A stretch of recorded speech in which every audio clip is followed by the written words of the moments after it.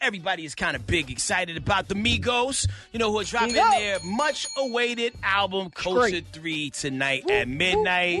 So they pulled up on the Tonight Show with Jimmy Fallon last night to perform a new joint called Avalanche. And, they hit the stage, full-blown band, horn section, big shout out to the Roots. Them boys was cooking. They was riding that beat, man. So shout out to Quavo, Takeoff, Offset, man. Be sure you tap into Culture 3 tonight at midnight. All right, so let's talk about Sheisty for a second. So he was granted a $10,000 bond, but will remain in jail. Now, for those who maybe just got out of jail or woke up themselves, Sheisty was arrested for aggravated assault and battery charge of a security guard from a club after that security guard got shot in the leg accidentally. Now, he made his first court appearance and was granted the bond, but the judge is like, you're going to have to be held until you face a judge from a previous case, which he will be facing a judge today. So we'll see how that goes. Now, let's talk about Silento, who who used to make that song, Watch Me Whip. Watch me nay. Well, the judge told him, nah, you cannot get out of jail. He has a bond set at $25,000, but they're also like, bro, we're not letting you out, even if you pay the bond, because he's been kind of having a radical last little 24 months, if you know what I mean. Like, he was in a bunch of situations, speeding cases, running up in the wrong house, chasing people down, and they're like, hey, we don't think you're mentally sane enough to get let out in the public. So, unfortunately, Silento is going to have to ride this one out. But, it's definitely one of the situations where you could tell that there's something mentally off with him right now. And, sometimes incarceration isn't always the answer. It's a lockdown of some sort, but there's also some psychiatric help that you need to get that you're not getting behind the four walls of a prison. Yeah. You know what I mean? So we'll see how that works out for that young man right there. I wonder what he's dealing with, like, deep down inside. Mentally, like you said. I wonder what he's going through and what changed. I have no idea. But sometimes it's the game of fame. You know what I'm saying? Like, they give you everything. You put this song out, they put you on top of the pedestal, everything's going right for you. All the drugs and chemical imbalances in your mind now. So then you get that Amadeus complex trying to chase that fame and that success and that feeling and that high that you got before, and it doesn't happen for you, and then you kind of just start to unravel. And then we as people, we're terrible sometimes too. You fell off, you ain't gonna never do it again. You know what I'm saying? We the worst. Yeah, people are the worst. We all talk about everybody. Yep, we quick to big you up, but also just as fast to tear you down. And some sad news. So, remember a few months back, Digital Underground's Shock G. Yes. He, a.k.a. Humpty Hump. Some people know him from Humpty Dance. Well, according to TMZ, the toxicology reports are in, and he died from an accidental overdose of fentanyl, meth, and booze. What? Right? Yeah, so, sad. the story was, it was about April 22nd. He was found unresponsive in his hotel room. And I was fearing that's what it was going to be, because I follow him on his IG.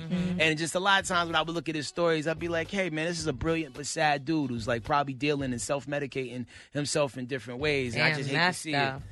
Yeah. To anybody who's never tried meth, don't.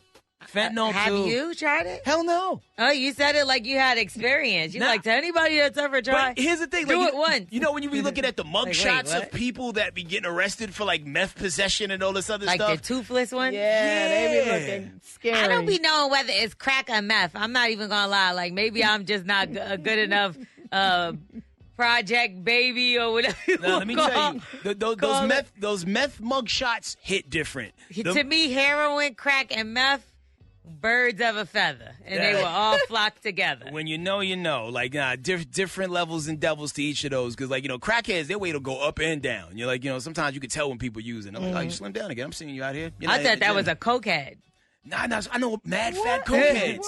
Yeah. There's some skinny cokeheads, and then they start eating, and then so there's some fat cokeheads. But I guess there's no rhyme or reason to it, because you know how smoking weed gives you the munchies? Like, I know skinny weed heads and I know obese weed heads because all they do is eat Cheetos that thing all day. Make me hungry every time. You too, right, Andrew? You take an edible, you be hungry. Ma'am, I be paranoid, scared, and like in a ball. And your interviews suck. She had one sentence interviews. Trying to figure out what's going on. Ange ate an edible and was like, all right, cool, you got the interview coming up in 15 minutes with the president. Terrible. She was like, okay, what is your name again? Barack. They were like, Barack Obama. I do not do drugs. Explain to the people what you do. Okay, well, thanks for joining us. Well, if you don't do drugs, here's a place you probably could find drugs. Rolling Loud Festival New York is going down all be there. October 28th through the 30th, and the lineup is brolic, man. You got 50 Cent, you got got J. Cole, Travis Scott, Lil Baby, Playboy Cardi, Lil Uzi Vert, without the thing in his head, J.I.D., Young and May, Lil Durk, Gucci Mane, Jack Harlow, Polo G, Moneybagg Yo, Joey Badass,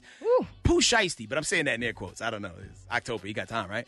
Frito Bang, Flo Milli. I mean, the list goes on and on. But I'm sorry. Somebody you like is going to be rapping that weekend. Imagine waiting 10 years to put a diamond in your head only to take it out like after a week or 5 days. Even the science of it all, because as you get older, your face widens. So at some point, the diamond just going to fall out and it's just going to look like somebody poked you in your forehead a lot. Whoever the jeweler was, he ain't right for that. He was like, well, I'm about to come up on this. He ain't even going to stay. He going to have to come every week. Chuckling the whole time while he's doing it. He'll be back.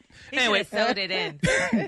Or glued it with the same thing they use to look like the bedazzle things with the gems. I just want to poke him in it. I wish he still had it. Yeah, like lick your thumb, like your parents used to do. Just rub it right in that little soft spot. Anyway, that's it for me. For some stories I'm following Twitter. That's a little weird. Your parents never did that? Like, we have something on your face, they lick your thumb, and it be stinky? They lick their thumb and they rub it on your mouth? Like, yo, you got something right here. Thanks, Dad. We are the Morning Hustle.